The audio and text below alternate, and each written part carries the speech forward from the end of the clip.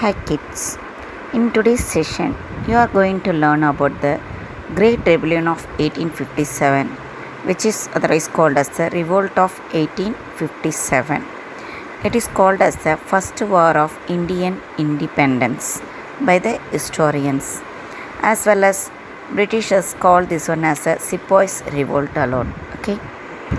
Initially, 1857 revolt began as a mutiny of Bengal Presidency sepoys, but later expanded to the other parts of India, involving a large number of civilians, especially peasants. It made the British to think that their rule was not accepted to a large section of the population.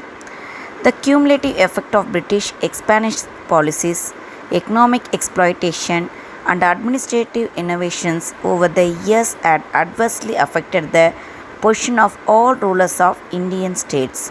It only made the Great Revolt of 1857. Not only this one, actually so many policies also they made for the peasants. That also one of the reason. This was the first major revolt of armed forces accompanied by civilian rebellion. The revolt witnessed unprecedented violence perpetrated by both the sides. The revolt ended the role of the East India Company and the governance of the Indian subcontinent was taken over by the British crown. Okay, now we will move on to the causes of the revolt. Actually, the causes of the revolt are annexation policy of British India, insensitivity to Indian cultural sentiments, both. Okay, in this one, not only this one, actually, it included so many things that we will see now. The annexation policy of British India. In this one, the doctrine of paramountcy. British claimed themselves as paramount, exercising supreme authority, that they only is the supreme authority to rule all over the India. New territories were annexed on the grounds that the native rulers were inept. They misbehaved, that means that they ruled only the misgovernment, like that only they said, and they annexed, British government annexed all the so many parts of the Indian territories. The doctrine of lapse. If a native ruler did not have male heir to the throne, the territory was to lapse into a British India upon the death of the ruler.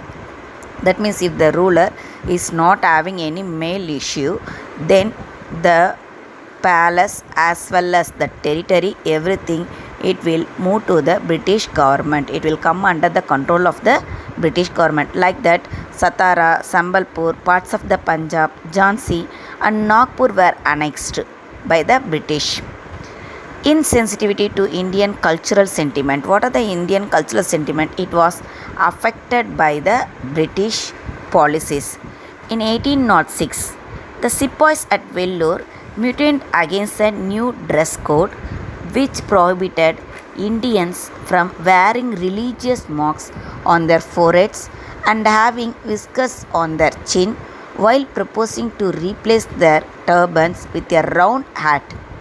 It was feared that the dress code was part of their effort to convert soldiers to Christianity. Due to that alone, the Vellore mutiny also took place in 1806.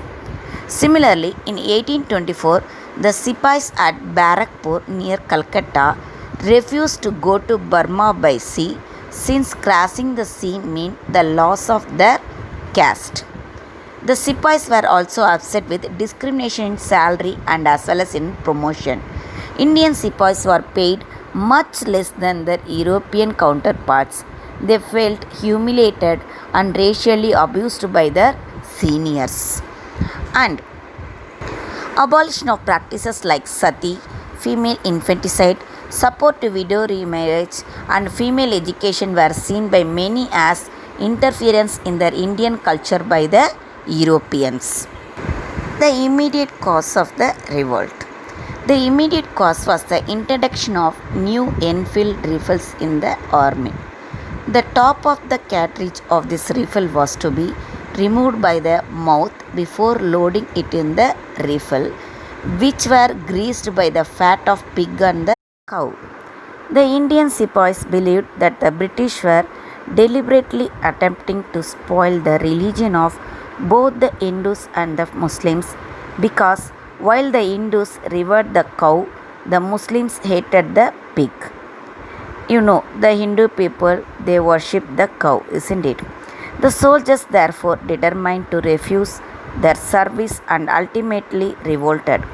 The primary and the immediate cause of the revolt was the use of the greased cartridges. The outbreak of the revolt. On 29th March 1857, at Barakpur, which is near to the Kolkata, Mangal Pandey, a young sepoy from Bengal regiment, refused to use the greased cartridge and shot down his sergeant. He was arrested, tried, and executed. When this news spread, many sepoys revolted. On 11 May 1857, a band of sepoys from Meerut marched to the Red Fort in Delhi.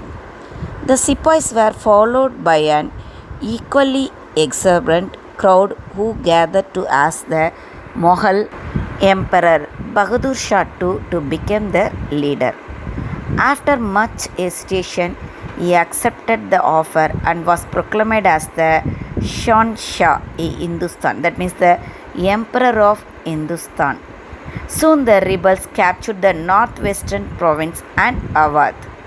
As the news of the fall of Delhi reached the Ganges Valley, cantonment after cantonment mutinied till by the beginning of June, British rule in North India except in Punjab and Bengal had disappeared. The revolt spread quickly. Therefore, mutinies at Lucknow, Kanpur, Jhansi, Bareilly, Bihar, Faizabad, and many other places in North India. Many of them found that it was a good opportunity to burn the papers of their landlords.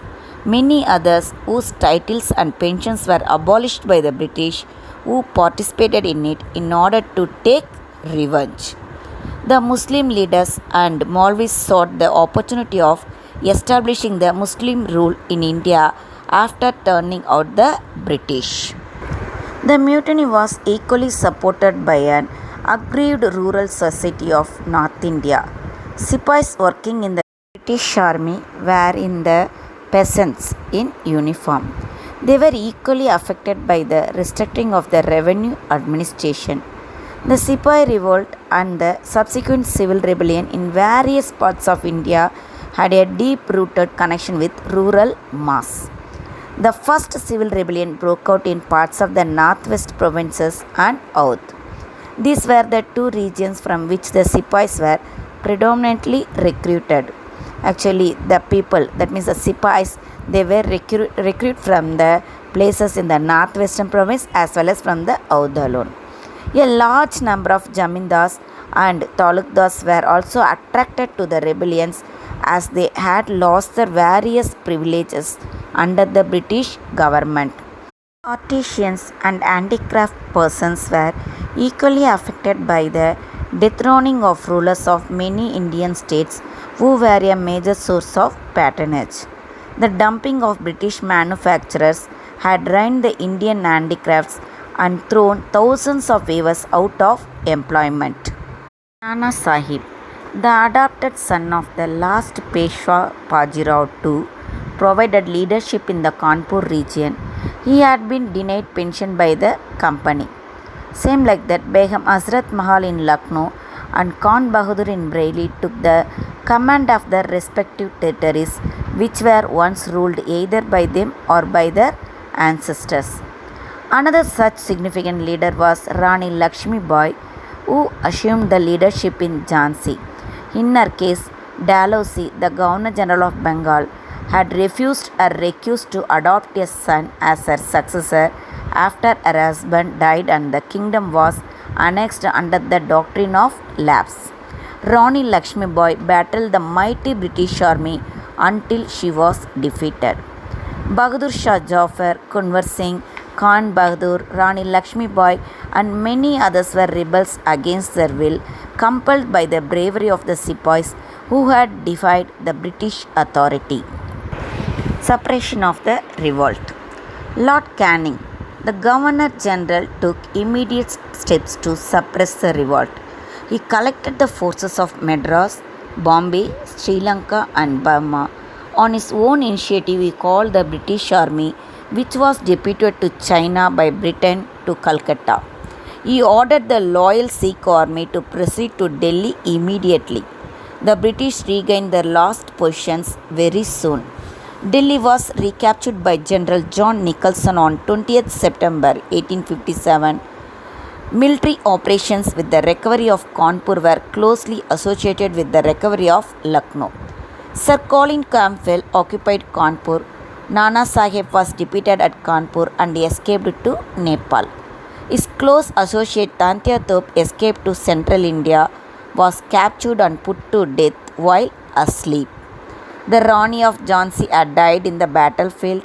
Kunwar Singh, Khan Bahadur Khan were all dead, while the Begum of Awadh was compelled to hide in Nepal. The revolt was finally suppressed. By the end of 1859, British authority over India was fully re-established. Causes for the failure of the revolt: lack of organization, discipline, common plan of action, centralized leadership, modern weapons and techniques. Next, the rebel leaders were no match to the British generals. Rani Lakshmibai, Tantya Tope and Nana Sahib were courageous, but they were not good generals. Non-participation of Bengal, Bombay, Madras, Western Punjab and Rajputana. They supported only the British. The modern educated Indians did not support the revolts, as they believed that only British rule could reform Indian society and modernize it. The British managed to get the loyalty of the Sikhs, Afghans and the Gurkha regiments. The Gurkhas actually helped the British in suppressing the revolt.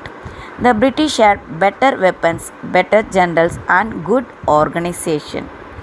Consequence of the revolt. The revolt of 1857 marked a turning point in the history of India, which led to changes in the system of administration and the policy of the government. The administration of India was transferred from the East India Company to the British Crown through the Queen's Proclamation in 1858, which was read by Lord Canning. The Governor General was given the title of Viceroy. The Board of Directors and the Board of Control were replaced by the Council of 15 members headed by the Secretary of State to supervise Indian affairs. The Indian Army was thoroughly reorganized. More Britishers were employed in the army. The British military policy came to be dominated by the idea of divide and conquer boys. The revolt of 1857 played an important role in bringing the Indian people together and imparting them the consciousness of belonging to one country. The revolt paved the way for the rise of the modern national movement. It was at the beginning of the 20th century that the 1857 revolt came to be interpreted as a planned war of national independence by V.D. Savarkar. In his book, he said like that, which is called as the first war of Indian independence.